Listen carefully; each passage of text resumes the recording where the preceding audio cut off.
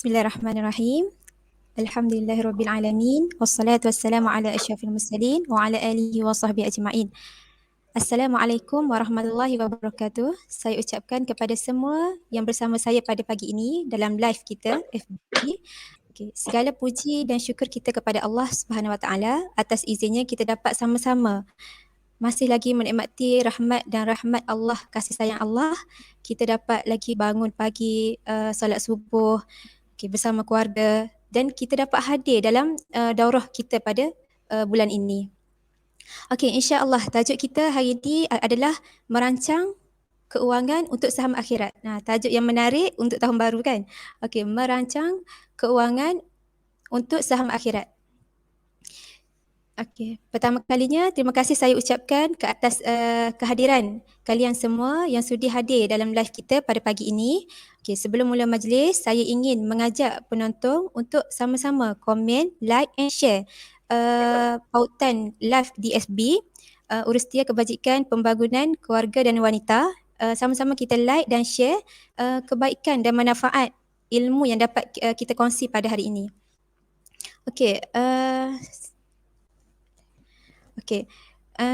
Sebarang persoalan ataupun sebarang pertanyaan boleh tanyalah di ruang komen FB. InsyaAllah kita akan rungkai persoalan yang bermain di fikiran kita semualah.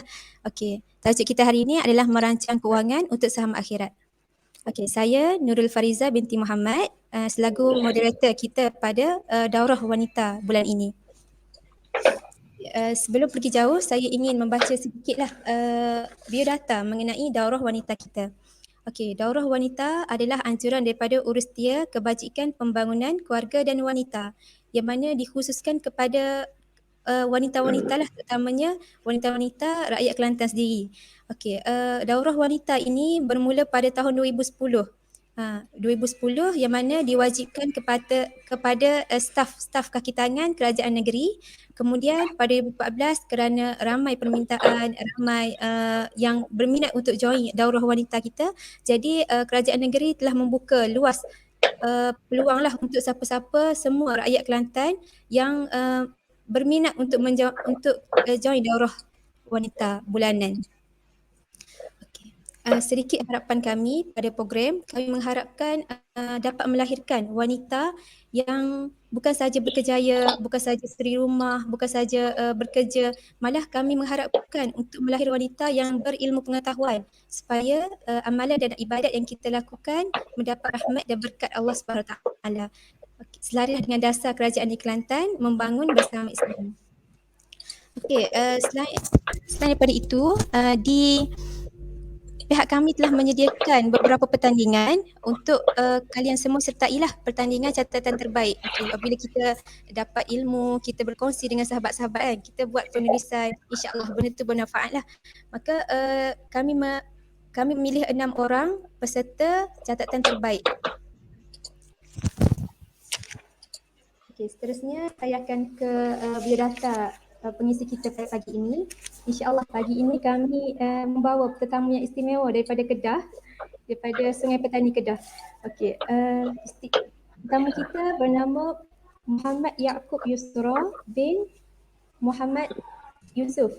Beliau berlatar belakang pengajian selama 12 tahun Sekolah Agama Daris Sungai Petani Kedah. Kemudian melanjutkan pelajaran ijazah sarjana muda sumber manusia di Universiti Pertahanan Nasional Malaysia. Kemudian melanjutkan pelajaran di Mesir dalam bidang bahasa Arab dan Al-Quran.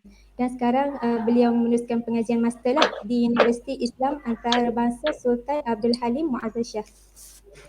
Beliau juga merupakan pengarah syarikat Kokobi Studio dan merupakan pengarah urusan Murtada Awah Center, dan beliau merupakan penasihat syariah syarikat Jamu Teja dan merupakan seorang pendakwah bebas lah yang kita tak asing lagi kan. Setiap pagi sebelum sampai tempat kerja dengar dalam radio ceramah Ustaz.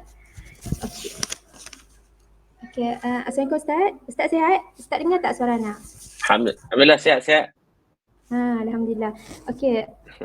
Ustaz, apa khabar? Sihat? Ustaz sekarang bersiar langsung kat mana tu? Ada di Kuala Lumpur, ada program dengan TV Hijrah. So masih di Kuala Lumpur lah. Masih di Kuala Lumpur. Farid. Line clear Ustaz kan? Okey, Alhamdulillah. Alhamdulillah. Okey, insya-Allah kita akan ke soalan seterusnya lah untuk mengupas tajuk daurah kita. Okey, seperti kita maklum bahawa kita baru saja melalui fasa pandemik COVID, masih lagi dalam pandemik COVID. Jadi menyebabkan masyarakat ni hilang sumber pendapatan, hilang sumber pencarian, menyebabkan masyarakat ini tidak kurang dari bidang pengurusan keuangan yang tidak menentu. Jadi apabila banyak sektor telah dibuka, masyarakat mula-mula bekerjalah untuk memenuhi keperluan masing-masing. Ada yang nak beli rumah, ada yang nak beli kereta, ada yang nak Honda dan sebagainya. Jadi macam mana Ustaz cara kita nak mengurus keuangan kita dengan baik dan kita dapat menabung juga untuk akhirat? Okey, tafadhal ya Ustaz. Okey, baik. Bismillahirrahmanirrahim. Assalamualaikum warahmatullahi taala wabarakatuh. Alhamdulillah, alhamdulillah. Yang saya hormati Puan Fariza Muhammad dan semualah rakan-rakan daripada Urustia Kebajikan Pembangunan Wanita. Allahumma salli ala negeri Kelantan, dan tak lupakan kepada semua rakan-rakan penonton sidang, hadirin muslimin muslimat. Saya yakin bukanlah semata-mata daripada kalangan wanita, termasuk juga yang lain jantinanya, termasuklah saya yang bersama-sama dalam slot kita pada pagi ni. InsyaAllah mudah-mudahan memberikan sedikit nilai tambah kebaikan khususnya dalam bab kewangan untuk kita semua, insyaAllah. Soalan yang baik berkaitan tabungan, perancangan kewangan ini adalah benda yang bukanlah manusia yang merancang, tetapi Allah Subhanahu Wa Taala yang ajarkan. Sebab dalam bab kewangan ni Allah dah sebut dalam Al-Quran, dalam surah Yusuf ayat 47-48, berkaitan untuk kita menjaga kewangan itu dengan baik.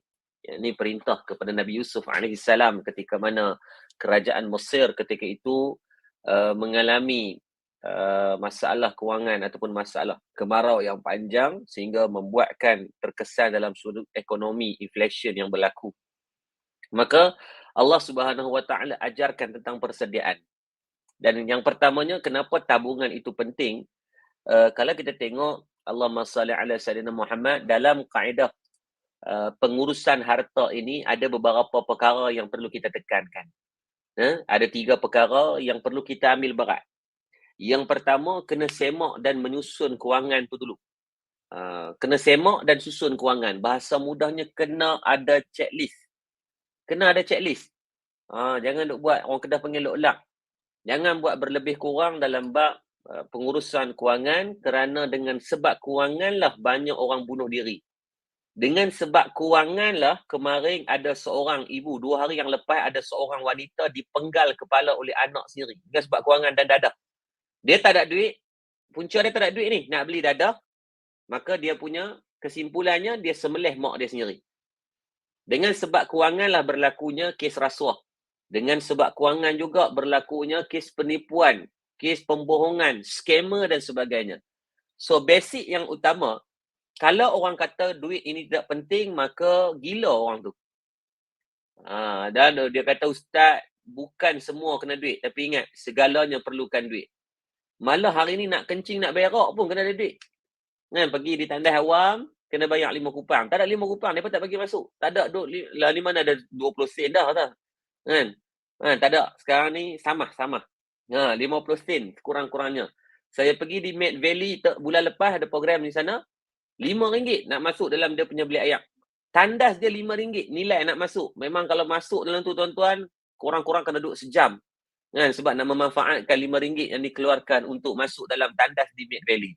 Tapi cantiklah tandas itu, kita masuk tu rasa worth it untuk kita bayar RM5 dengan nilai yang ada dalam tu. Apa lagi? Nak mati kena duit? Kena duit.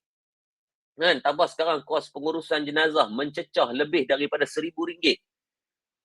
Kos apa lagi? Nak apa lagi? Tuan-tuan nak berkahwin, kena duit. Tuan-tuan nak segala bentuk benda dalam keperluan harian kita ini perlukan duit. Walaupun mungkin ada dia kata segalanya, walau dia kata tak semua perlukan duit, tapi segalanya perlukan duit hari ni. Kan? Malah dalam kaedah Islam sendiri, dalam rukun Islam kita, dalam 5 rukun Islam, 2 perlukan duit. Kan? Mengucap kalimah syahadah tak perlukan duit.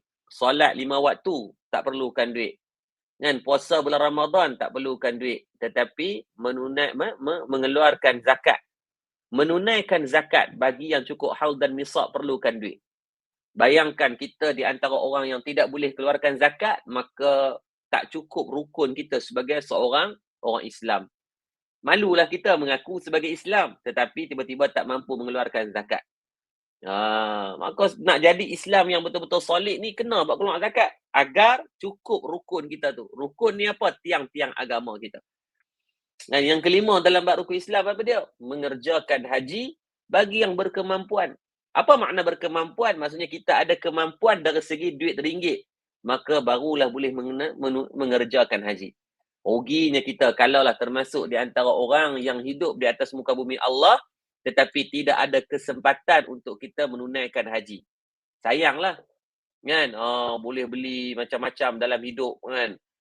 Boleh beli kereta yang mewah, kita boleh beli macam-macam perkara dalam untuk keperluan hidup. Tiba-tiba dalam soal haji kita terkebelakang. Dalam soal haji kita tak sempat nak buat. Malu kita dengan Allah. Allah akan tanya nanti, wahai si fulanah binti si fulanah, waktu hidup kamu boleh beli pulut dakap. Tahu pulut dakap? Orang Terengganu, orang Kelantan beli pulut dakap. Kan ada satu jenis gelang kan, dia nama pulut dakap lah. Macam-macam apa ni? Jenama yang diberikan untuk barang emas. Kan? Ada orang yang dia boleh beli beg Chanel, harga sampai 6-7 ribu. Baju sampai mencecah 500-600 ringgit. Beramari-amari, berlori-lori. Kan? Baju dia saja lebih banyak daripada perabot dalam rumah. Kan? Bukan kata salah untuk kita spending for our need yang macam tu. Tetapi malu kita dengan Allah saat nanti Allah tanya, wahai si fulanah binti si fulanah, waktu hidup kamu boleh beli macam-macam untuk keperluan hidup kamu. Tetapi kenapa tidak kamu luangkan sedikit kewangan kamu untuk kamu menunaikan haji sebab kamu dah berkemampuan. Maka sebab tu kalau tanya saya, orang Islam kena kaya. Sebab bila orang Islam kaya, banyaknya faedah yang kita boleh berikan kepada orang. Banyaknya kebaikan yang kita boleh sumbangkan kepada orang. Bila datangnya musim banjir, ada orang yang tak boleh nak sedekah apa-apa pun. Sebab apa? Macam mana nak sedekah kalau dia tak memiliki sesuatu? Dia tak ada apa-apa. Macam mana nak bagi, nak tolong orang? Tapi bayangkan kalaulah yang menonton ni semua orang-orang kaya. Semua orang-orang yang Allah bagi ni berstatus jutawan. Adanya naik banjir dekat Kuala Kerai, banjirnya dekat kawasan Gua Musang, kita yang paling awal. Bawa duit nah, ambil seorang 100 ribu, ambil 100 ribu ni peruntukan untuk mana? Untuk kita bantu masa-masa banjir. Kan? Baca baru ni, Allahumma salli ala Sayyidina Muhammad. Bila berlakunya banjir, Alhamdulillah. Daripada pihak kami di Madat, Allah izinkan adalah sebahagian kawan-kawan dan kita sendiri pun ada beberapa pendapatan. Kita mampu gerakkan lebih daripada RM500,000 sumbangan dalam masa kurang daripada seminggu. Okeylah, ada juga. RM500,000 tu mungkin daripada kapasiti saya dengan mungkin sebahagian tim. So bayangkan dalam ni semua ada kemampuan yang sebegitu. Kan dalam masa yang sama, ramai orang yang menggemeling tenaga, sumbang macam-macam benda. Bila isu Palestin hari tu, ada seorang pengasas daripada Mama Sak. Dia kontak, dia kata, Ustaz, saya nak bagi 1 juta cash. Kan? 1 juta cash bagi untuk apa? Untuk dermakan kepada Palestin. Alhamdulillah. 3 hari yang lepas, Wan Syuhada, seorang usaha wanita daripada Kelantan, Sobela punya pengasas datang ke Darul Murtada di Sungai Petani. Terus dia decide, dia kata, Ustaz, saya nak buat macam Darul Murtada juga. Saya nak beli 1 van jenazah dan saya nak bantu pengurusan jenazah secara percuma di negeri Kelantan. Terus decide, hari yang datang ziarah tu terus dia call dia punya accountant untuk beli van jenazah. InsyaAllah nanti orang-orang di Pekalan Cepa di Kota Baru akan dapat manfaatnya. Kita urus jenazah secara percuma. Sebab apa? Wan Syuhada mengasas Sobela sendiri nak infakkan. So bayangkan kalaulah daripada urusan kebajikan pembangunan wanita dan keluarga ni ada ramai golongan orang yang macam ni, maka banyaknya pembangunan rumah itu dapat kita bantu. Hari ini kita banyak fikir tentang rumah kita sahaja. Tetapi kita nak langkah lebih ke depan, bukan hanya fikir tentang rumah, tapi kita nak rumah dah sekarang. Rumah hanya kita saja, kita, suami kita, anak-anak kita, keluarga kita. Tetapi kita decide untuk pergi kepada rumah, dia melangkaui segala keperluan. Melangkaui segala bentuk perkara yang ada dalam alam ini. Kan? Rugilah kita hidup dalam keadaan hanya fikir tentang kita. Maka mulalah mencari sesuatu untuk diberikan kebaikan dan manfaat itu kepada orang ramai pula. Maka ada 3 rukun trust utama yang kita nak bincangkan pada pagi ini berkaitan keperluan untuk kita merancang kewangan, khususnya nak bawa kepada bekal dan saham akhirat nanti. Yang pertama, kena untuk kita perlukan checklist, yakni menyemak dan menyusun. Dalam Al-Quran, dalam surah Nun, Allah Subhanahu wa taala firmankan kepada kita, Nun wal khalami wala yasturun. Kan Allah sebut kepada kita. Kan Allah suruh kita tulis. Allah suruh kita tulis benda yang Allah salli alaihi wasallam apa jua checklist dalam kehidupan kita. Kan Allah kata Nun wal khalami wama yasturun. Kan Allah suruh kita untuk kita dhabit ataupun kita buat checklist dalam bentuk tulis kehidupan kita hari ni. Sebab kita ni bukannya ingat semua benda. Kan? Kita ni makan semut banyak, kadang-kadang terlupa semua. Kita terlupa banyak benda dalam kehidupan. Maka jangan sombong. Bagi ada checklist. Korang-korang yang ada buku yang kita sentiasa pegang, yang kita bawa untuk menjadikan checklist. Apa yang kita nak buat? What do and don'ts hari ni. Bila nak tidur malam, kita tulis tengok apa yang kita dah selesaikan untuk tugasan harian kita. Kalau tak selesai lagi, esok dah selesaikan apa. Biar tidur itu dalam keadaan kita ada visi dan misi untuk kita bangun pagi esok, kita buat apa. Ini kadang-kadang tidur ni tak tahu nak buat apa. Tak tahu. Tidak ada objektif untuk kehidupan esoknya. Tak ada langsung apa yang dia nak rancang kepada esok harinya. Itu yang malam-malam bila kita tidur dalam keadaan otak kita dalam keadaan yang tidak ada benda yang baik untuk kita buat esok, maka kita tidur dalam keadaan yang tak best. Apatah lagi tidur dalam keadaan yang letih-letih, balik lena tu, itu yang mimpi kita ligat dengan jebon, kan, mimpi kena gigit kekah dengan hantu, kan, hantu kat limah apa semua. Sebab apa? Sebab kita tidur dalam keadaan yang otak kita dalam keadaan yang tak tahu esok nak buat apa. Bukan kita nak sibukkan otak, tetapi kita nak bagi hidup ni adanya visi. Rasulullah SAW, Nabi sentiasa fikirkan apa yang nak dibuat seterusnya. Sebab tu Nabi tak duduk diam. Nabi sentiasa je ada benda yang Nabi buat. Kan? Kalau duduk dengan para sahabat, ada manfaat yang Nabi duduk dengan para sahabat. Nabi duduk dengan para ahli keluarga, maka ada kebaikan yang akan Nabi cari untuk buat dengan ahli keluarga. Sehingga akan duduk dalam rumah pun Rasulullah SAW masih boleh memberikan kebaikan kepada para isteri dan anak-anaknya. Sampai duduk nak minum air ni tuan. Ni ambil gelas ni nak minum ni. Rasulullah masih ada benda yang Nabi boleh fikir untuk buat baik. Aisyah kata apa? Ketika Rasulullah SAW nak minum bersama dengan aku, Rasulullah SAW akan pilih dekat mana kawasan bibi Siti Aisyah ataupun isteri-isteri yang lain. Nabi akan tengok, Nabi akan minum kat situ. Seronok Aisyah dengan isteri-isteri lain bila mana Nabi sanggup buat sampai begitu.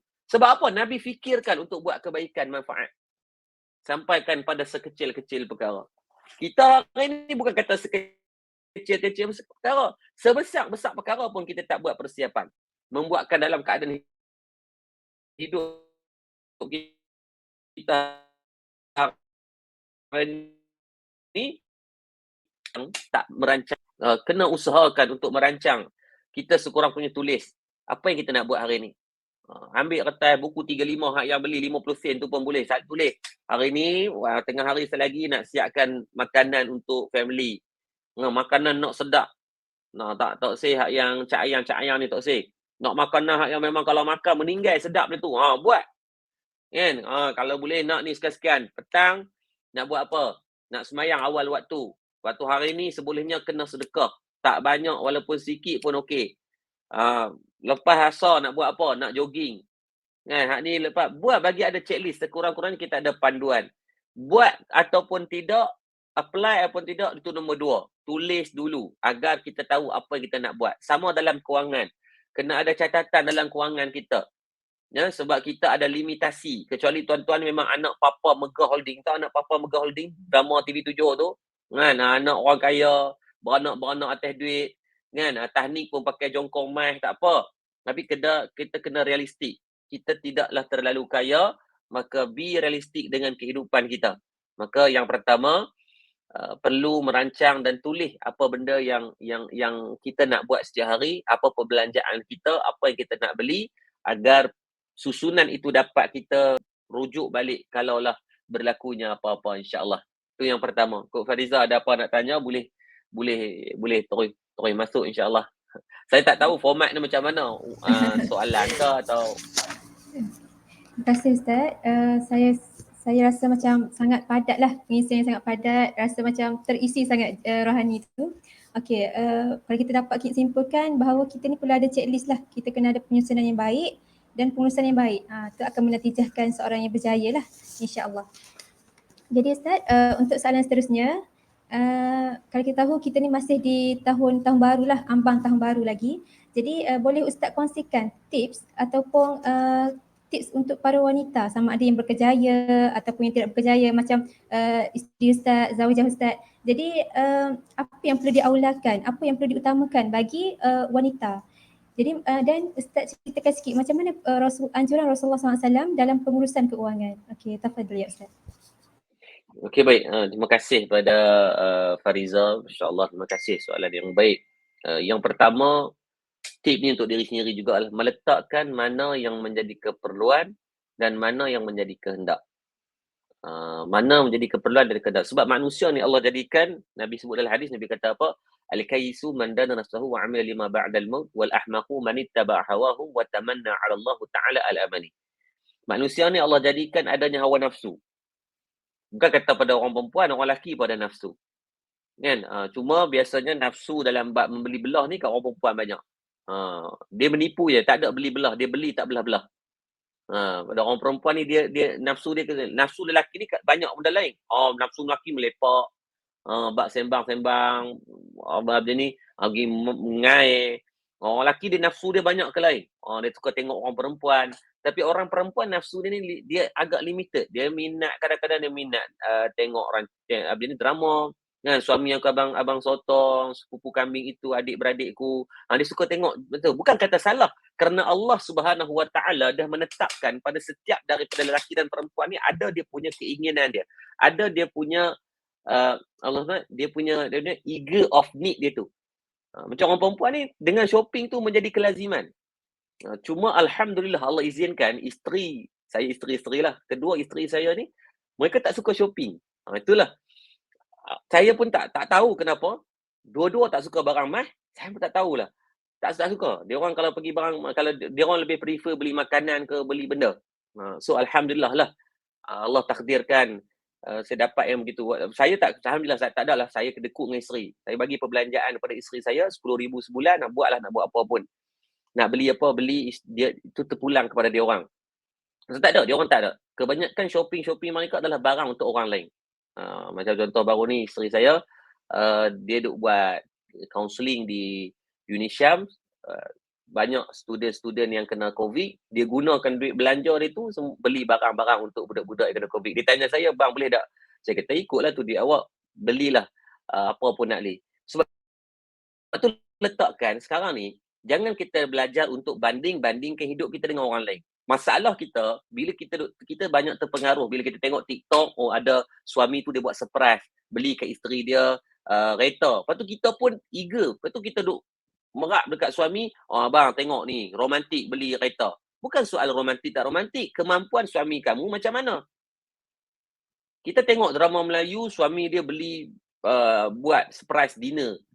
Candlelight dinner, ada bling-bling, ada keluar ni. Kita merap nak benda yang sama, membuatkan harmoni dalam rumah tangga itu hilang. Sebab tu saya kata tadi, berbalik kepada asas, apa perbezaan di antara kehendak dan keperluan kita. Keperluan ni benda yang by hook or by crook kita kena ada. Kepada seorang suami, dia kena bagi kepada keperluan isteri, perlindungan yang baik, pakaian, kena bagi apa lagi, keselamatan, kena bagi apa lagi, makan dan minum, kena ada.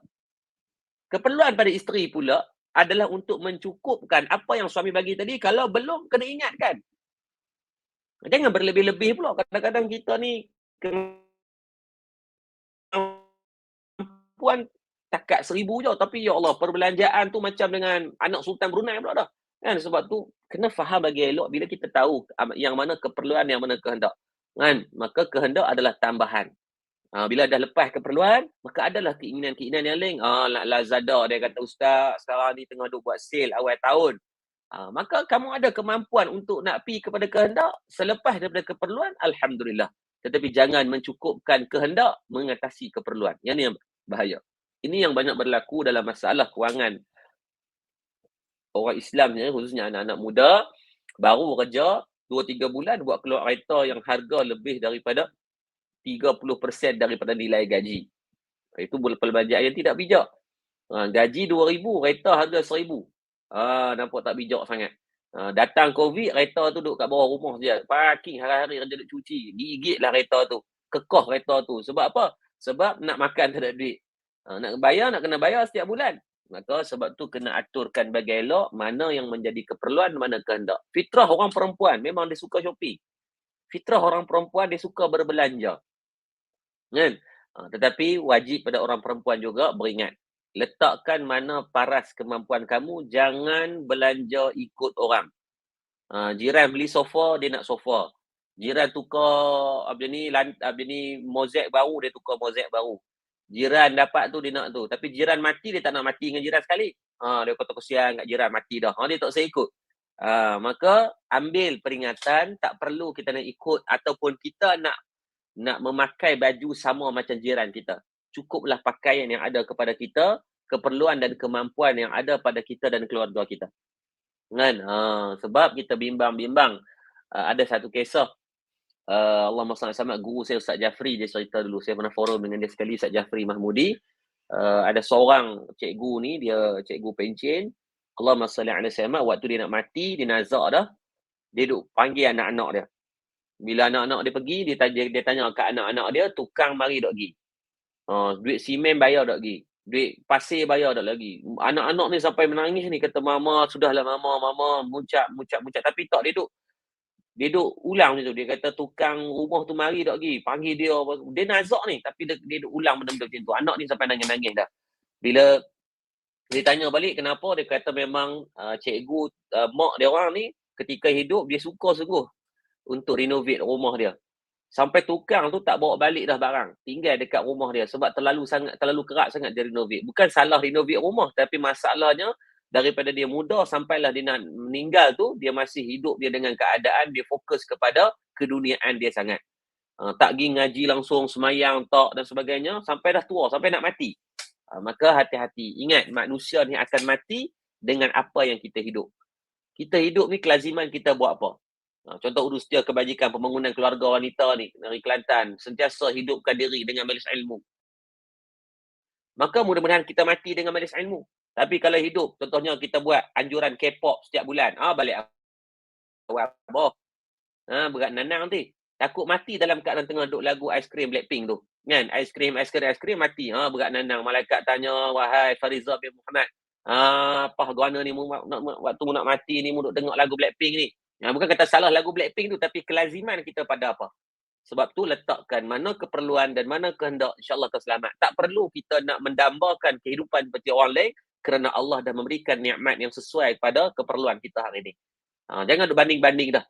Sebab tu bahaya bila kita selalu membanding-bandingkan, biasanya akan hilang keharmonian dalam rumah tangga kita. Di situ hati-hati. Sebab kita ni banyak dah kerugian yang kita buat, jangan tambah kerugian dalam bentuk-bentuk benda yang tak perlu kita buat. Wallahu a'lam. Okey, terima kasih Ustaz. Yang sangat menariklah kupasan daripada Ustaz. Kalau sekiranya kita ada keluarga, kalau saya macam belum ada berkeluarga lagi, kalau ada keluarga tu difahamkan dengan ilmu agama kan. Adik faham agama, sama-sama faham ilmu, sama-sama minat untuk belajar ilmu. Jadi bila faham ilmu akan menatijahkan keluarga yang harmoni, insya-Allah. Jadi Ustaz, dekat ruang komen ni, dekat FB ada beberapa komen dan soalan. Jadi saya bacakan soalan. Assalamualaikum Ustaz. Soalan saya mengenai keuangan selepas pasca banjir. Adakah Islam membenarkan atau menggalakkan hutang dari bank bagi menampung masalah kesan banjir? Adakah Islam menggalakkan kita berhutang? Yang mana lebih baik? Yang mana lebih baik Ustaz? Kebenaran mengeluarkan KWSP atau berhutang dengan pihak bank? Jadi ini isu semasa lah juga kan? Jadi boleh Ustaz kupaskan? Okey, baik. Terima kasih pada soalan yang sangat baiklah. Saya kira soalan yang disebut dengan kaedah, disebut dengan mu'asmji, semua orang berhadapan dengan masalah yang sama. Jadi nak kena buat apa? Bila mana dia kata perlu dia nak berhutang sebab dia nak kena beli barang-barang rumah, keperluan-keperluan harian. Maka Allahumma salli ala Muhammad, sebaiknya dalam Islam diajarkan janganlah ajarkan diri untuk berhutang. Baginda Nabi SAW pernah dalam riwayat Allahumma salli ala Muhammad, ketika mana Aisyah radhiyallahu anha duduk dengan Rasulullah, Aisyah dengar Nabi SAW waktu Nabi semayang, Nabi akan baca doa. Kana yad'u fi salah, ada satu doa dalam Sahih Bukhari dalam bab ad-du'a qabla salam. Doa-doa Nabi ketika Nabi sebelum Nabi bagi salam. Nabi baca apa? Allahumma inni a'udzubika min azabil qabr wa a'udzubika min fitnatil masiihid dajjal wa a'udzubika min fitnatil mahya wa fitnatil mamat. Allahumma inni a'udzubika minal ma'sami wal makhram. Nabi minta apa? Ya Allah, aku mohon perlindungan daripada fitnah Masih Dajjal, fitnah kematian, fitnah kehidupan, fitnah alam kubur. Allahumma inni a'udzubika minal ma'tham. Ya Allah, aku mohon perlindungan daripada perbuatan-perbuatan dosa wal makhram, dan hutang yang tertunggak. Sahabat tanya Nabi, bila dengar Nabi baca macam itu, sahabat tanya Nabi, ya Rasulullah, ma aktsara ma tasta'izu minal makhram. Wahai Nabi SAW, kenapa banyak minta perlindungan daripada hutang tertunggak? Maka kata baginda Nabi SAW, inna khurima haddatha fakadzaba wa wa'ada fa akhlaf. Sesungguhnya orang yang berhutang ini, mereka dua benda yang akan penyakit akan kena. Yang pertama, suka cakap bohong. Yang kedua, suka mungkir janji. Maka sebab tu dalam Islam, apabila hutang ni terdedah kepada cakap bohong dan mungkir janji, yang ini ciri-ciri orang munafik, maka Islam anjurkan agar elakkan daripada berhutang. Bila adanya pilihan tadi, KWSP dan juga berhutang. Maka kalau tanya saya, KWSP. Sebab KWSP adalah caruman kita, duit kita, yang kita carumkan kepada kumpulan wang simpanan permodalan Nasional Berhad ni. Datang apa tu? KWSP, kumpulan wang simpanan. Lebih kurang lah KWSP tu, saya pun tak tahu. Kira bila kita simpan kepada EPF ataupun KWSP, itu adalah duit kita yang kita potong setiap bulan, yakni 9 ke 11%, 11 ke 13%, lebih kurang. Kalau ada pilihan untuk keluarkan duit sendiri dengan berhutang, jawapannya 100% duit sendiri. Sebab once kita mula berhutang, hidup takkan tenang. Saya ulang. Orang dah mula berhutang, hidup takkan tenang. Duk fikir nak bayar hutang je setiap hari. Maka usahakan kalau ditanya tentang duit sendiri, boleh dah keluar duit air citra lah, air kasih lah, apa semua tu tak kisahlah. Maka fokuskan kepada duit sendiri. Dia kata, Ustaz, nanti rugi dah ke duit SP, habis hang buat pinjaman, hang kena bayar juga dengan duit sendiri. Lagi teruk, bila buat pinjaman, dia ada interest. Kadar interestnya, bank kena dapat untung. Contohnya, bank bagi pinjaman kepada kita 10,000. Maka dia charge kepada kita 3%, 4%, 10%, 6%. 6% tadi ada nilai tambah daripada berapa yang kita pinjam. So, kalau kita pinjam 10,000 kali dengan 5%, interest yang di-charge oleh pihak bank, keuntungan, maksudnya dah 10,500 yang perlu kita bayar. Itu kalau bayar dalam tempoh setahun. Kalau kita tarik loan itu sampai 10 tahun, ataupun 5 tahun lah, kadang mungkin maksimum 10 tahun lah, kita kata 10 tahun, maka pertambahan 500 jadi dalam 10 tahun itu dah sekitar hampir RM5,000. Pertambahan daripada 10,000 kali dengan 5% kali dengan 10, bersama 50% nilai interest yang perlu kita bayar. Adakah salah? Tak boleh nak kata salah, sebab bank juga adalah perniagaan. Mereka perlukan keuntungan. Kita buat loan rumah, kita pinjam RM500,000, kita bayar bukan RM500,000, dalam tempoh 35 tahun kita tarik loan itu, kita perlu bayar hampir RM700,000, RM800,000. Kerana bank, dia kena buat kira dah, berapa kadar depreciation setiap tahun, kadar susut nilai, kadar inflation. Di Malaysia, inflation sekarang sekitar 3 ke 5% dalam masa setahun. 10 tahun lepas, kita beli nasi ayam, RM2.50, kita dah dapat sepinggan. Tahun 2022, dalam tempoh 12 tahun saja perbezaan, nasi ayam yang sama, kita tak boleh beli dengan harga RM2.50. Kalau bayar RM2.50, dapat nasi punggung ayam. Dah tak dapat ayam seketul lah. Nasi dengan sup ayam saja mungkin. Sekarang, sup ataupun nasi ayam yang sama, yang dulu kita beli RM2.50, disebabkan inflation 3 ke 5%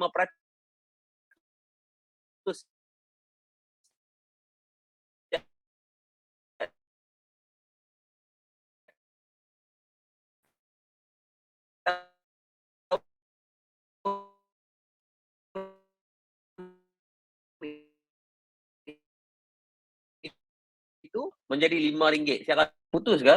Okey. Maka sebab tu kita kena ambil kira. Kalau minta tanya berhutang dengan duit sendiri, jawapannya 100% duit sendiri. Tetapi kalaulah sampai dah tahap teruk sangat, maka ada pula ruangan kerajaan memberikan sedikit kelonggaran kepada orang-orang mangsa banjir ataupun golongan yang terkesan ini, disediakan geran, disediakan pinjaman yang rendah interest untuk kamu. Tapi kalau kehendak, jangan buat cari pasal. Jangan galak. Orang Kelantan panggil jangan galak sangat. Tak payah. Kalau nak beli kereta, dia kata, Ustaz saya nak beli ni. No. Kalau untuk perkara yang melibatkan pada betul-betul saja, barulah buat kepada pinjaman. Tapi kalau tak, bezakan mana yang menjadi keperluan dan mana yang kehendak tadi pada asas yang utama lah. Kadang-kadang dia jadi tabiat. Saya ada jumpa orang yang dia ketagihan untuk buat pinjaman. Minta maaf sebut ni, ketagihan. Dia tak pinjam banyak. Dia pinjam RM1,500, dia pinjam pada Alung. Dia bayar sehari dalam RM16. Dalam tempoh sekian waktu lah.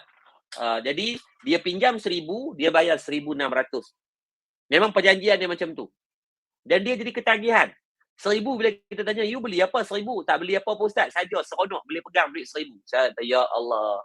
Tak boleh tu riba. Kamu terlibat dengan riba. Bila riba terlibat dengan benda-benda macam ni, tak berkat hidup. Bila tak berkat hidup kamu sentiasa rasa serabut kepala otak. Macam-macam masalah datang bila duit tak berkat ni. Maka, menjawab soalan tadi, duit sendiri dan dengan ni, guna duit sendiri. KWSP lah duit kamu. Cuma kerajaan tetapkan ada polisi umur berapa sekian-sekian baru boleh buat keluar. Cuma disebabkan COVID-19, disebabkan pandemik, kerajaan meringankan sedikit dari segi kelonggaran untuk mendapat 5 ke 10 ribu dalam nilai caruman yang dibuat pada setiap bulan. Wallahu a'lam. Terima kasih pada Ustaz, pencerahan yang sangat menarik. Kalau boleh, apa kesimpulan yang kita boleh buat tadi, kita elakkan daripada kita berhutang kan. Sebab bila kita kuat sangat berhutang, kita acak sangat berhutang, menyebabkan satu ketagihan daripada diri kita kan. Okey, kita ke soalan seterusnya. Daripada Nur Syahira, apa pendapat Ustaz mengenai pelaburan saham secara online dan apa guideline yang perlu diteliti? Seperti kita tengok, banyak kan sekarang budak-budak muda yang ceburi bidang ni, pelaburan melalui internet, melalui TikTok dan sebagainya. Boleh Ustaz kongsikan? Okey, baik. Soalan yang sangat baik daripada Nur Syahira berkaitan pelaburan online. Allahumma salli ala sayyidina Muhammad. Yang pertama, kena faham apa yang kita nak buat dulu. Knowledge come first, profit come later, ayat dia. Ilmu pengetahuan datang dahulu, barulah keuntungan datang kemudian. Bila sebut online, yang ni perlu berhati-hati. Kita bimbang-bimbang, itu bukan skim pelaburan, itu skim peleburan. Tahu peleburan? Peleburan. Peleburan ni adalah benda yang menghabiskan duit, mencairkan duit kita. Kadang-kadang kita ni terlalu cepat nak kaya sangat. Kalau boleh melabur malam ni, esok jadi jutawan dah. No. Jangan termakan dengan pelan-pelan skim-skim yang nonsense yang sebegitu. Trust with the flow. Percaya dengan proses.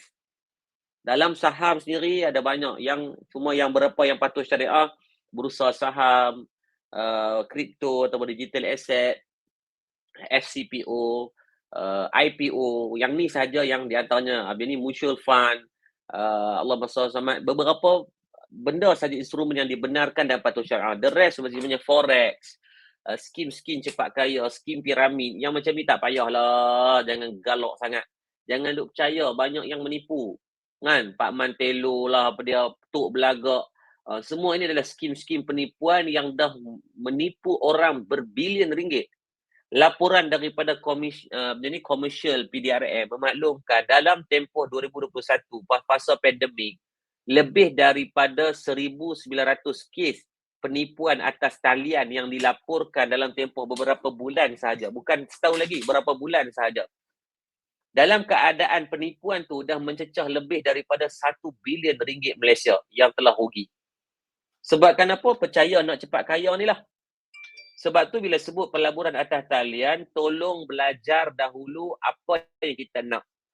Kalau nak terlibat dalam pelaburan saham, yang disebut dengan Bursa Saham Malaysia, kena cari guru-guru yang terlibat. Di Malaysia ada banyak. Ada Haji Muhammad Asri, ada Master Yus, ada apa ni, saya tak pernah belajar dengan dia, tapi dia di antara guru yang dikatakan ada result juga. Kalau di Kelantan ada Zam Saham.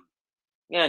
Dia beli berapa banyak hotel, menyelamatkan bola Kelantan. Itu orang-orang yang ada result.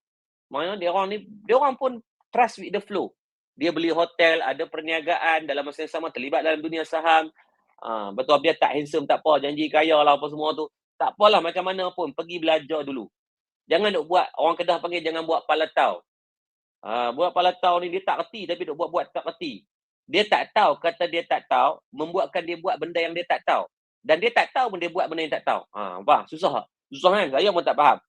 Maksudnya nak buat setiap benda, ilmu dulu. Sebab tu dalam Islam dia kata apa? Imam Al-Ghazali sebut dalam kitab dia. Dia kata apa?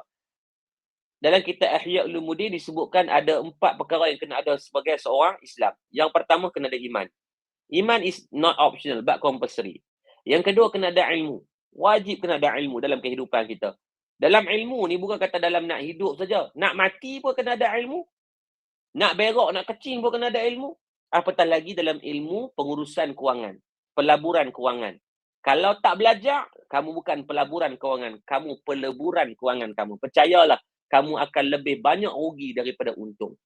Yang ketiga, apa benda yang kena ada adalah amal. Dalam hidup kena ada amal. Yang keempat, kata Imam Al-Ghazali, kena ada ikhlas dalam setiap perbuatan yang kita lakukan.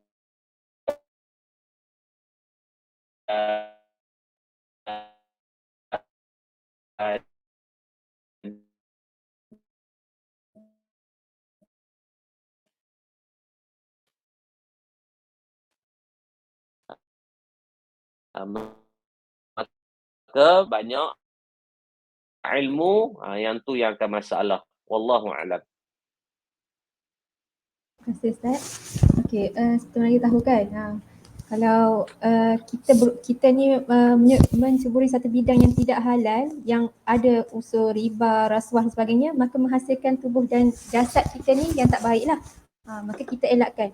Kita elakkan dan kita jauhkan. Jangan kita nak mencapai kejayaan, nak mencapai kemewahan sampai kita ni terlanggar syariat kan. Langgar hukum Allah SWT. Na'udzubillah. Okey, seterusnya, soalan seterusnya Ustaz. Dalam bantuan banjir ada juga yang tidak amanah. Yang tidak berkenaan pun ambil juga sumbangan banjir. Macam mana pandangan Ustaz? Mohon pencerahan. Okey, baik. Allahumma salli ala sayyidina Muhammad. Dalam bab memberi bantuan ni memang benda yang Allah susahnya adalah orang selalu mengambil kesempatan lah. Contohnya dia tak sepatutnya ambil tapi dia pergi ambil. Maka pegang satu benda, Nabi sebut dalam hadis, Nabi kata la yadkhul jannah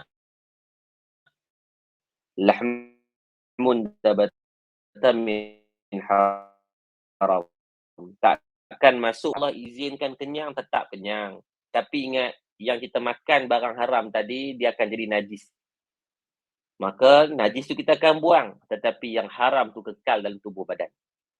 Najis tu makanan yang kenyang tadi habis, lepas 5-6 jam hilanglah kekenyangan tadi. Tetapi haram itu akan kekal. Nabi kata haram masuk dalam syurga Allah. Kalau kita makan benda yang halal pun, kalau Allah takdirkan kenyang, insya-Allah kenyang.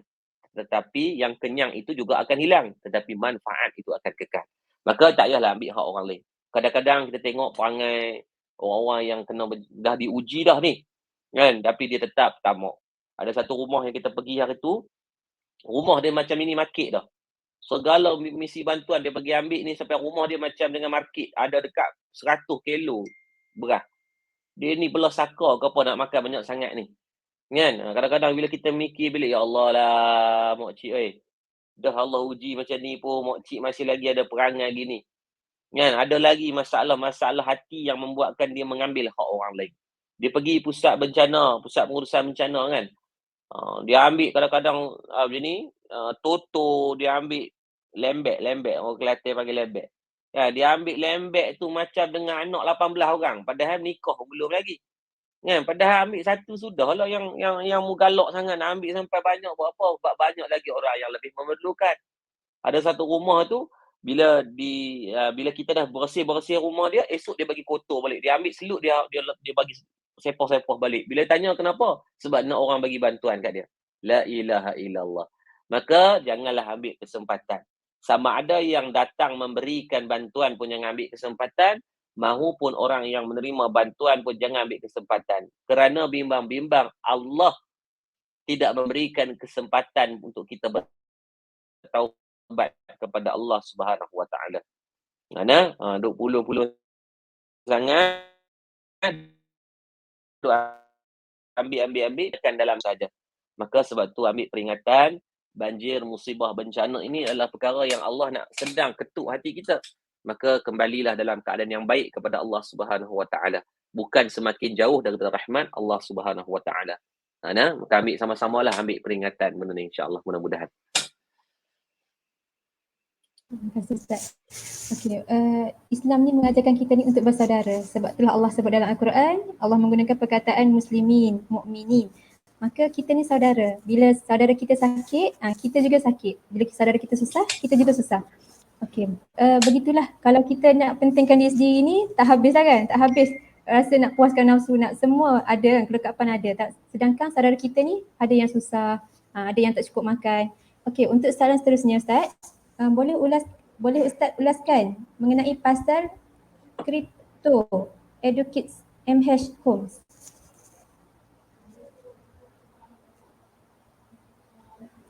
Okey, baik. Allahumma salli ala Muhammad. Yang pertama tanya tentang pasaran kripto. Allahumma salli ala Muhammad. Atau disebut dengan dalam bahasa yang lebih ininya adalah digital asset. Itu disebut dengan bahasa yang daripada Suruhanjaya Security lah. Allahumma salli ala kripto, beberapa digital asset yang telah disemak oleh pihak Security Council ataupun pihak Suruhan Security Malaysia. Ada 5 yang duduk di bawah Luno sekarang ni yang patuh syariah. Di antaranya Bitcoin, Litecoin, Ethereum, XRP ataupun Ripple, dan juga Bitcoin Cash, BTCH tu. The rest yang lain kena berhati-hatilah kalau kita beli menggunakan platform Binance ataupun Huobi, ada beribu coin. Maka kat situ kena berhati-hati dari segi pembelian, takut-takut terbeli yang non-compliant. Apa pun back to basic, tolong belajar dulu. Jangan beli disebabkan atas kapasiti orang suruh. Jangan beli disebabkan terpengaruh. Jangan beli disebabkan kamu rasa kamu mampu untuk kamu pandai. Tak. Tolong belajar dulu. Saya sendiri pun sampai hari ini masih belajar dalam ilmu-ilmu tentang instrumen kewangan yang lain. Maka too good to be true, benda ni biasanya banyak indah kabar dari rupa. Bimbang-bimbang orang lain untung, kita tercedok di bucu katil. Menangislah seorang-seorang nanti. Maka back to basic, belajar dululah. Kripto ke, saham ke, FCPO ke, apa pun tolong belajar. Yang tak boleh memang jelas yang Malik Fatwa haramkan adalah forex. Ramai juga kadang-kadang ada anak Melayu kita orang Islam tidak terlibat, maka tolong bertaubat pada Allah. Gunakan kemampuan kamu dalam bidang forex tu, gunakan dalam bursa saham, dalam kripto. Kamu akan baca chart yang sama, cuma produk yang berbeza. Kenapa beli benda yang haram kalau banyak benda yang halal tu ada? Ambil peringatan dalam bab ni. Sebab kita takut bila anak-anak muda kita tak ada simpanan. Malah bukan anak muda, laporan daripada Bank Negara memaklumkan lebih daripada 75% rakyat Malaysia tak ada simpanan lebih 1,000 pun. Maksudnya kita ni yang duduk dengan menonton ni, adakah termasuk dalam 75% tadi? Tak ada simpanan. 1,000, bukan kata lebih, 1,000. Jadi bila tak ada simpanan ni, bila berlaku emergency, tak ada duit. Maka situ yang jadi masalah. Maka peringatan untuk diri saya jugalah, insyaAllah, mudah-mudahan. Okey, terima kasih Ustaz. Saya kira semua soalan telah terjawab lah. Okey. InsyaAllah kita kepada pusingan terakhir lah, insyaAllah. InsyaAllah Ustaz, boleh tak Ustaz berikan sedikit nasihat lah kepada kami untuk sama-sama menabung, sama-sama kita ni fikir juga tentang saham akhirat kita. Bukan saja saham dunia, malah saham akhirat pun kita terlibat sama. Jadi macam mana kita nak menabung untuk saham akhirat? Boleh Ustaz huraikan dan Ustaz bagi kesimpulan lah. Okey, baik. Terima kasih kepada Fariza Muhammad. Moga-moga Allah bagi kebaikan untuk kita semua, termasuk yang menonton. Untuk saham akhirat ni pegang satu benda. Almarhum Tuan Guru Datuk Arundin dia pernah pesan. Dia kata apa? Untuk saham akhirat ni jangan tunggu banyak baru nak buat. Buat sampai jadi banyak. Jangan tunggu kaya baru nak bersedekah. Bersedekah sampai kamu jadi kaya.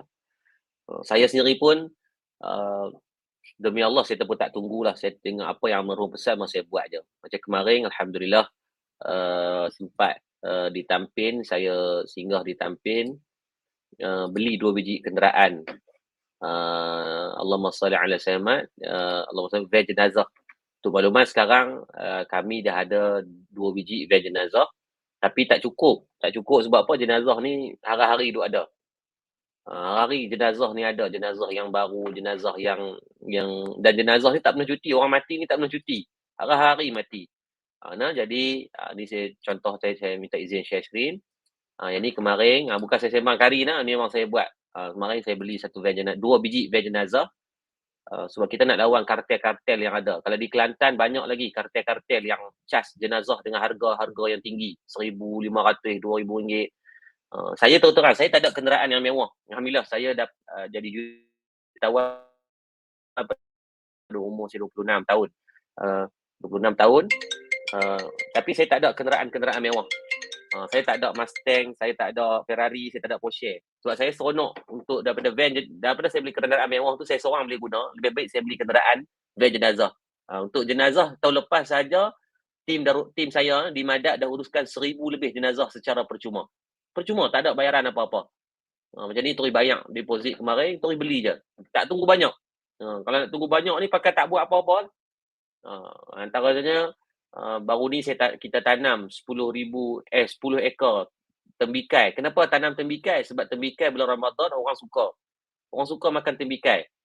Ni saya kata Sobela tu datang, Wan Syuhada datang, terus dia nak join untuk projek Han Cangkul, dia beli kenderaan untuk orang Kelantan. Doalah moga Allah bagi kebaikan. Ada je lebih ramai usaha ni macam ni untuk buat kebaikan. Jadi jangan tunggu banyak. Terus buat je terus. Kalau kita duk tunggu, maka kita tak buat apa-apa nanti. The end of the day tengok-tengok habis macam tu saja dan kita tak sempat pun nak menyumbang banyak. Cerita di hari ni jangan tunggu banyak, buat. Teruskan buat. Apa yang kamu ada sekarang? Kamu tak ada duit banyak, kamu ada tenaga, buat mengaji. Malam-malam panggil orang kampung datang belajar kat rumah kita. Belajar apa? Alif bata, belajar apa? Mukhaddam, belajar Iqra, belajar Al-Quran. Kamu tak pandai mengajar Al-Quran, kamu cikgu matematik, buat kelas matematik. Jiran saya, dia pencen, dia sewa satu rumah depan rumah saya tu dekat Sungai Petani. Dia buat kelas pengajian matematik.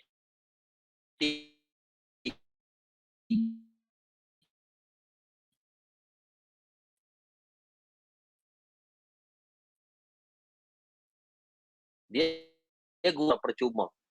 Yang menariknya setiap malam sebelum PKP dulu 100 orang lebih datang setiap malam.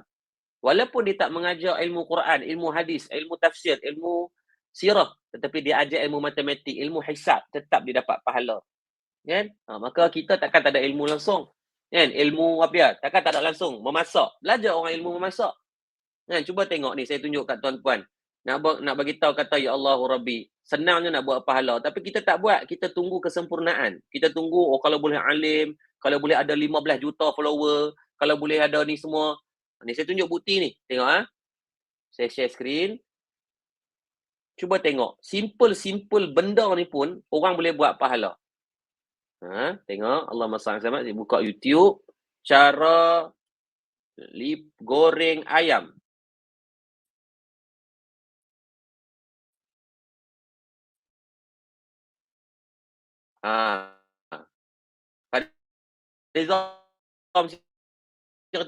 Cara goreng ayam kan? Muram tengok cara goreng ayam saja. Padahal goreng ayam ni mu lepa air masuk dalam kuali jadi ayam goreng. Dia takkan jadi benda lain. Jarang kita baling-baling tu dia jadi ayam masak kicap. Tak. Masuk dalam kuali automatik jadi ayam goreng. Takkanlah tuan-tuan tak boleh masak ayam goreng. Takkan tak ada ilmu tentang nak goreng makanan. Cara lipat baju. Dia kata, Ustaz saya tak minat nak goreng-goreng ni masak tak pandai. Okay, lipat baju. Tengok. 1.5 juta orang tengok cara lipat baju. 1.6 juta orang tengok cara lipat baju. Hanya dengan lipat baju tuan-tuan, dia jadi jutawan dah. Bukan dengan derma dah, dia cuma buat video, dia share cara lipat baju dengan pantas. 2 detik, 2 saat boleh lipat baju. Dah dapat pahala 1.6 juta orang akan jadi saksi depan Allah. Okeylah, dia kata, Ustaz, saya tak pandai lipat baju. How to open the door? Cara buka pintu. Tuan-tuan tengok, ada 14 juta orang tengok cara buka pintu, tuan-tuan. Tuan-tuan tanya saya, saya nak tanya tuan-tuan, universiti mana ajar cara buka pintu? Belum ada universiti yang ada fakulti pintu, tak ada. Tetapi bagaimana dengan kuasa teknologi, tuan-tuan boleh dapatkan manfaat untuk buat pahala sebanyak mungkin. Cara buka pintu pun boleh jadi 14 juta orang tengok. Kan? Dia kata, Ustaz, saya tak tahu nak buat apa-apa lah, Ustaz. Tuan-tuan buat. Cara tak buat apa-apa. Pun ada juga orang buat. Tahu ambil 500,000, 5 juta orang tengok. 2 jam enggak ngapa. Tuan-tuan jangan tengok, tuan-tuan. 2 jam ni memang dia tak buat apa-apa. Saya dah tengok dah. 5 juta orang tengok cara tak buat apa-apa. Maka sekarang apa alasan kita untuk start memberi? It's not just about money. Tetapi apa yang kita nak pilih untuk kita buat itu adalah penentuan yang kita kena decide sekarang. Jangan tunggu kesempurnaan tadi. So bayangkan, sekecil-kecil benda orang boleh buat. Kenapa kita nak memberikan alasan? Kan? Tak payahlah kata, Ustaz tak apalah ada duit. Saya pun bukan beranak ada duit, tuan-tuan. Mak saya meninggal waktu saya kecil. Saya membesar dalam keadaan orang susah, anak yatim. Umur 13 tahun, ayah saya cuma imam masjid. Kami 9 beradik. Arwah Ustaz Murtaza nombor 3, saya nombor 5. 9 beradik dibesarkan dalam keadaan yang memang susah. Kami hanya makan ayam pada hari Jumaat. Saya ingat lagi. Itu kira dah sedap dah. Hari lain berkongsi makanan sahaja. Dibesarkan bukan dalam keadaan yang senang.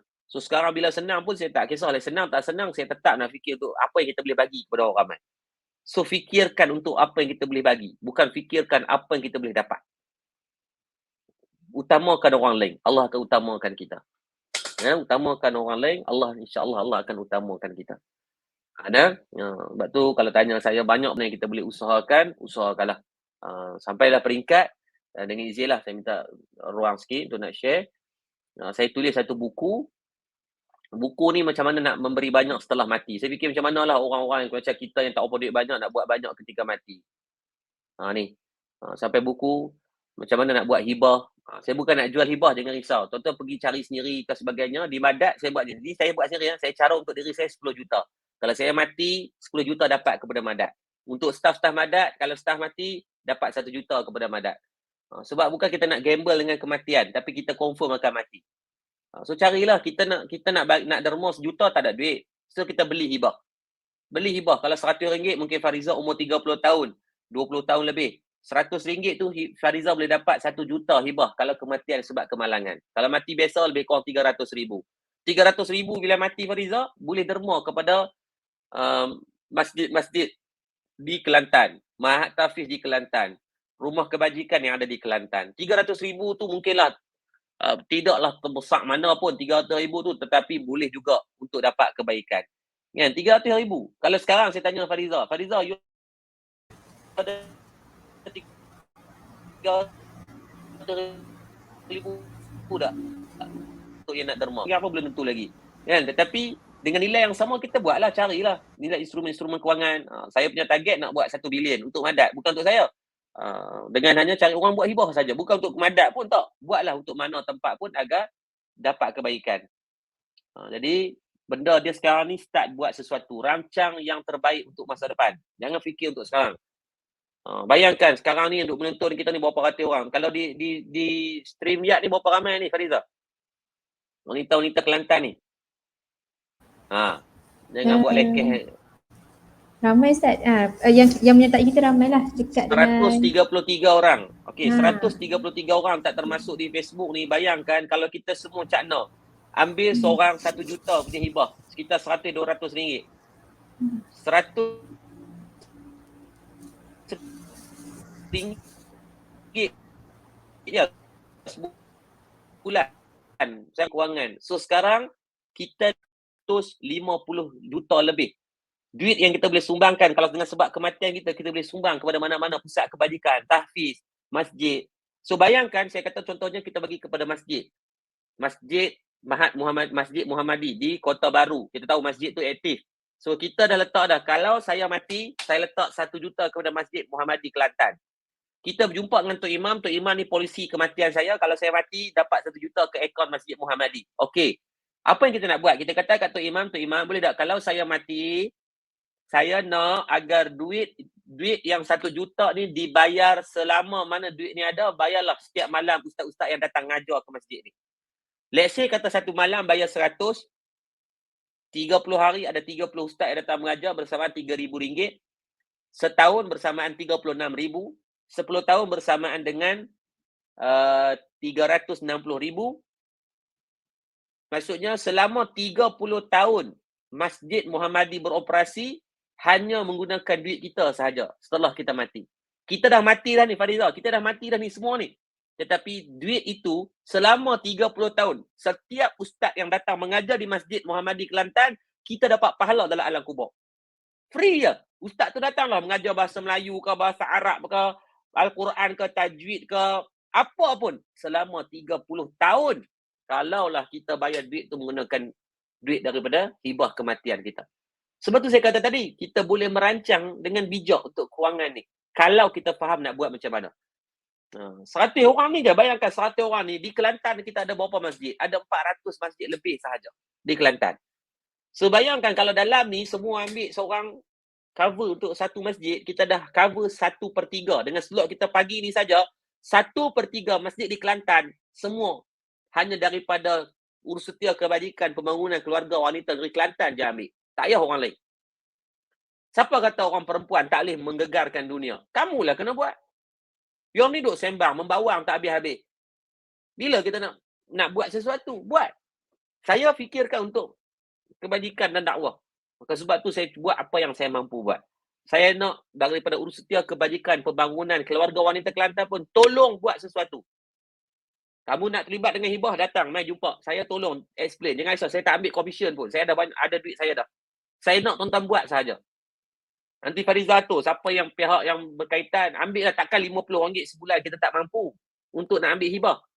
Hibah ni adalah memberi banyak setelah mati. Kita kan hidup, tak boleh nak bagi banyak. Kalau Fariza simpan 100 sebulan, setahun baru dapat 1,200. Fariza nak dapatkan 1 juta, Fariza kena simpun 880 tahun. Saya nak tanya Fariza, you boleh sampai tak 800 tahun? Tak mampu, Masya Allah. Tak mampu. Tak boleh, boh. Tak boleh. 800 tahun kecuali Fariza ada DNA Fir'aun sikit ke, tu mungkin. Masya Allah. Tak, Fariza ni orang yang biasa. Yeah. Kita tak boleh sampai, saya pun tak boleh sampai. Mungkin Fariza 60 tahun, saya pun mungkin lebih kurang 60 tahun.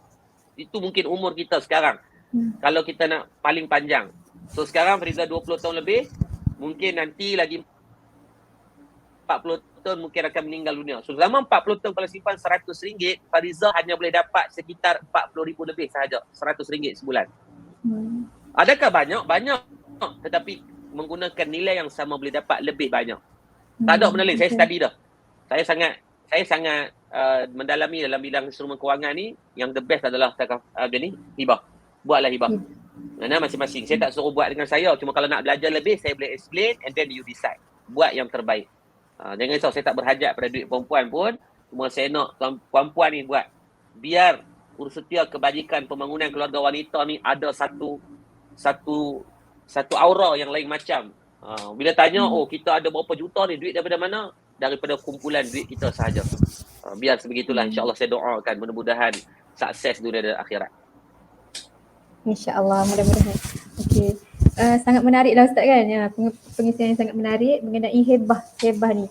Dan satu kalam daripada Imam Syafi'i mengatakan orang yang hebat adalah orang yang memikirkan urusan akhiratnya. Orang yang hebat adalah orang yang menabung untuk akhiratnya kan. Maksudnya bukan kata orang hebat ni orang yang berjaya dunia.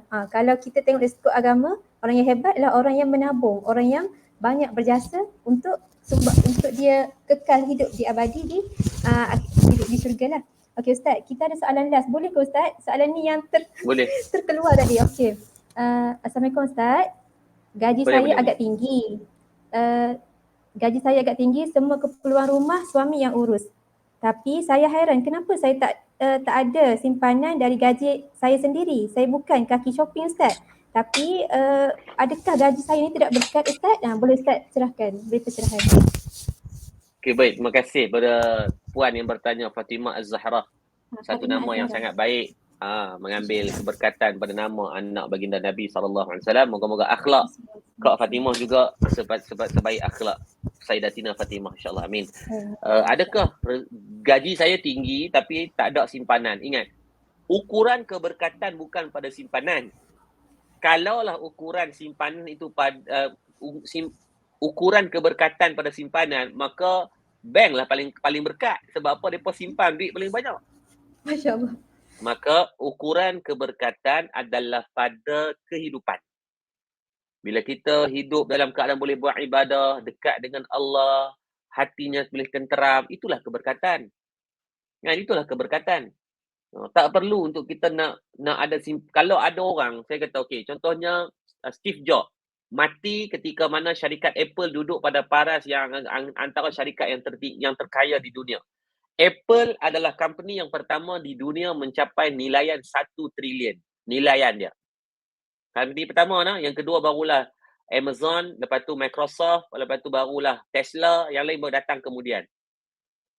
Steve Jobs mati ketika mana dalam keadaan duit dia ada berbilion ringgit. Adakah dia dikira sebagai berkat?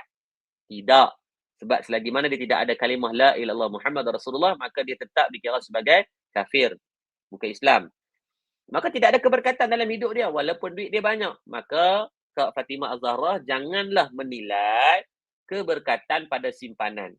Saya beritahu terang, ada orang yang saya kenal yang memang kaya gila, tak ada simpanan pun. Tetapi duit yang dia ada semua dia belanjakan. Arwah Tok Guru Datuk Arundin mati tak meninggalkan harta yang banyak, tetapi meninggalkan legasi yang sangat besar. Ada puluhan masjid yang arwah buat. Arwah abang saya Ustaz Murtada meninggal, tak ada duit. Tak ada simpanan. Ustaz Murtada, alhamdulillah untuk bulan ni dah genap 4 tahun arwah meninggalkan kita. Alhamdulillah masjid dia pun dah kami start buat. Tahfiz dia dah siap. Waktu arwah meninggal, 13 hari bulan 1, 2018, tak ada duit dalam simpanan dia. Tak ada. Maksudnya apa? Tapi berkat dari hidup dia, seronok hidup dia kita tengok. Dia menginfakkan semua untuk agama. Jadi, Kak Fatimah jangan risau, bukanlah ukuran keberkatan pada simpanan. Kalau macam tu, bank simpanan nasional lah paling berkat. Sebab dia nama pun simpanan. Jadi, Allahumma salli ala Muhammad, keberkatan adalah pada hidup kita. Kita tenang, boleh buat ibadah, kita seronok, hati tak ada gundah gulana, dapat anak-anak yang baik, suami yang baik, kita boleh buat ibadah, boleh sedekah, maka itulah keberkatan dalam hidup kita, insya-Allah, mudah-mudahan. Sebab kadang-kadang mungkin Kak Fatimah pemurah, suka beli barang ke anak-anak, maka belanja pada anak-anak itu sebaik-baik perbelanjaan.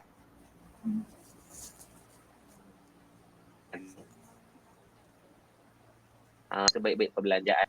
Belanja pada suami itu sebaik-baik perbelanjaan, yang mana nilai pahalanya besar di sisi Allah Subhanahu Wa Taala. Okey, terima kasih. Saya kira semua soalan telah terjawab lah. Okey, terima kasih juga kepada semua penonton yang masih setia bersama kita lagi. Alhamdulillah. Dan saya berkongsilah, semoga perkongsian kita hari ini adalah perkongsian yang sangat bermanfaat, sangat berguna. Jadi kita nak bermula daripada mana? Bermula daripada titik sekarang. Sebab Rasulullah SAW pernah pesan pada kita, sekiranya kita masih ada tinggal beberapa minit saja untuk dunia ni kiamat, maka tanamlah, walaupun sedikit kan, kita tanamlah, maka tanamlah kebaikan, tanamlah apa yang kita ada untuk kita petik dia syurga nantilah, insya-Allah. Moga-moga apa yang kita tanam hari ni kita dapat petik di syurga, kebaikannya, manfaatnya. Okey, untuk terakhir kalinya saya minta Ustaz lah untuk bacakan satu doa. Boleh Ustaz? Boleh, insya-Allah. Okey, baik. Yang pertamanya, terima kasih sekali lagi saya ucapkan pada pihak Fariza dan Urustia Kebajikan Pembangunan Keluarga dan Wanita Negeri Kelantan. Dan orang perempuan ni memang kuat dari segi gabungannya. Sebab tu dalam dunia hanya ada kuliah muslimat, tak ada kuliah muslimin. Saya duduk mengajak ni berbelas tahun dah, tak pernah jumpa kuliah muslimin. Kuliah muslimat je. Orang perempuan ni suka mengaji, maka teruskanlah pengajian semua. Biarlah daripada tangan-tangan wanita yang nampak lemah, long light ini boleh mengubah dunia dengan apa yang seadanya kamu ada, insya-Allah. Teruskan, saya doakan agar daripada pihak tim Urustia Kebajikan Pembangunan Keluarga Wanita Negeri Kelantan terus bagi manfaat program-program yang baik sebegini Walaupun saya yakin apa yang saya kongsikan ini terlalu sedikit nak bandingkan dengan mungkin guru-guru yang lain yang jauh lebih hebat. Saya tengok yang berkongsi. Tapi moga terus istiqamah lah. Usahakan yang terbaik. Nanti ada kesempatan, saya mengajaklah semua daripada jawatan kuasa Urustia, pihak terlibat datang ke Sungai Petani, ziarah ke Madat. Okay, kita buat InsyaAllah. satu pertemuan yang boleh ada dua halanya insyaAllah. InsyaAllah. Terus bagi kebaikan insyaAllah. Jangan ni. Dan saya nak bagi juga hadiah, nanti boleh pergi ke madatcenter.com, madatcenter.com. Nanti ada satu buku yang saya tulis tentang ekonomi ni. Jadi ambillah buku tu. Ini contohnya buku yang ditulis secara percuma. Jangan risau ibu-ibu yang tak perlu menyumbang apa-apa pun, kalau nak ambil je buku tu. Contohnya macam ni. Ini amalan ketika wafak ni. Dalam ni ada bagaimana Nabi ajak formula Rasul Allah ajak formula ajaib dari surah Yusuf, fasa ke melesetkan ekonomi, nak buat apa. Dalam ni semua ada. Dan doa-doa boleh ambil, zikir dan tip amalan menahan ancaman wabak ni. Nanti pergi ke website madatcenter.com, berhubung dengan nombor telefon ni, minta kata nak buku tu, nanti dia orang akan bagi je. Secara percuma pun tak ada masalah, jangan bimbang. Yang penting tuan-puan usahakan agar semua dapat manfaat untuk pertemuan kita hari ini. Tu hadiahlah daripada saya untuk tuan-puan semua yang termampu. Sekali lagi saya ucap terima kasih. Jadi jom kita tutup dengan doa. Mudah-mudahan ada orang-orang soleh yang Allah terima doa pada pagi ini. Allah angkat doa kita bersama. A'udzu billahi minasyaitonir rajim. Bismillahirrahmanirrahim. Alhamdulillahi rabbil alamin. Hamdan hamidin, hamdan syakirin, hamdan sabirin, hamdan yuwafi ni'amahu wa yukafi'u mazidah.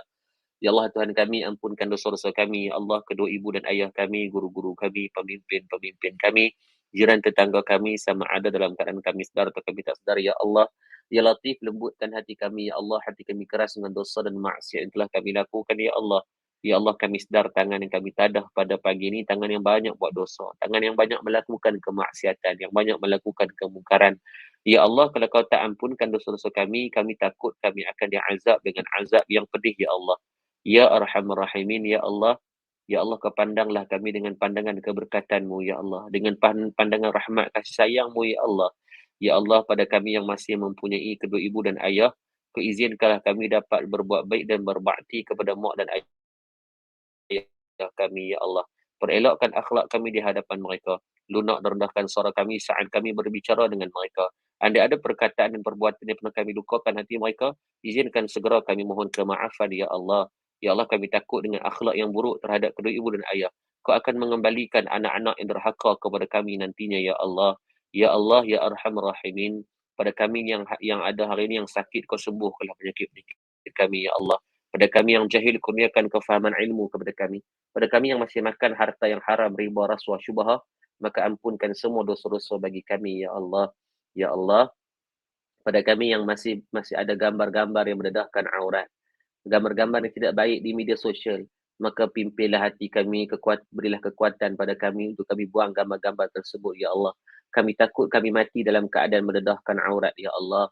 Ya Allah, kau berikanlah istiqamah dan kekuatan kepada Kesatuan Urustia Kebajikan Pembangunan Keluarga dan Wanita Negeri Kelantan untuk terus memimpin dan memayungi program-program yang bermanfaat sebegini untuk orang-orang wanita di negeri Kelantan, Ya Allah. Ya Allah, kami takut, Ya Allah, kalaulah kami sering bergaduh, kami asyik berbalah, Ya Allah, dengan perkara-perkara yang tak pernah selesai, Ya Allah. Maka temukan kami dengan satu titik temu yang baik, Ya Allah, agar kami boleh menisbahkan majlis ilmu sebagai titik pertemuan kami bersama negeri Kelantan ini, Ya Allah. Ya Allah, ramai tuan-tuan guru kami yang telah meninggalkan kami. Maka kami yang ada ini, Ya Allah, berilah kekuatan agar kami boleh bersatu hati membangunkan kebaikan rahmat kasih sayang-Mu, Ya Allah, bersama, Ya Allah. Dapat kami kongsikan kebaikannya bersama, Ya Allah. Dapat kami manfaatkan kebaikannya bersama, Ya Allah. Rabbana atina fid dunya hasanah wa fil akhirati hasanatan wa qina adzabannar. Wa sallallahu ala sayyidina Muhammad wa ala alihi wa sahbihi wa baraka wa sallam. Subhana rabbika rabbil izzati amma yasifun. Wassalamun ala mursalin walhamdulillah rabbil alamin. Fariza, ada ramai yang duk WhatsApp, ada beberapa orang duk WhatsApp duk tanya macam mana nak buat entah hibah apa semua tu. Jangan buka kontak dengan saya tak pandai saya.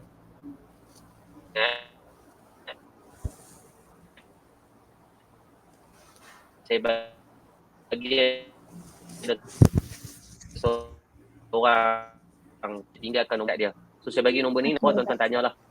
Namanya Cik Faizatul. Jangan risau, tak ada satu sen pun saya dapat keuntungan daripada sini. Tuan-tuan buat hibah, kita buat sama-sama untuk ummah insya-Allah. Assalamualaikum warahmatullahi taala wabarakatuh. Waalaikumsalam warahmatullahi wabarakatuh. Maka berakhirlah majlis kita pada hari ini. Jutaan terima kasih kepada Ustaz kerana meluangkan masa berkongsi banyak sangat tips dan manfaat yang kita boleh ambil. Dan ilmu yang kita dapat ni bukan untuk kita simpan tapi untuk kita sebar dan kita manfaatkan dalam hidup kita bersama keluarga dan persekitaran kita, saudara-saudara kita. Okey, dan terima kasih juga kepada seluruh penonton yang masih setia bersama kita sehingga ke hujung live kita. Okey, satu peringatan nak dibaca.